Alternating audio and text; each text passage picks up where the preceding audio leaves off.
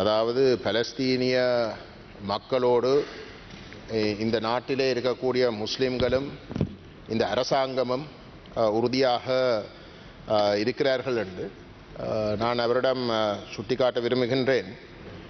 தமிழ் மக்களும் பலஸ்தீனிய மக்களோடு அவர்களுக்கு நடைபெறுகின்ற இந்த இனஅழிப்புக்கு எதிராக தோளுக்கு தோள் இருக்கின்றோம். அதை சொல்வதாலே நாங்கள் ஜூதர்களுக்கு எதிரானவர்கள் அல்ல. ஜூதர்களுக்கும் ஒரு இனப்படுகொலை நடைபெற்றது. அவர்களுக்கும் நியாயம், நீதி, பாதுகாப்பு அவசியம் என்றதில் மாற்று கருத்து கிடையாது.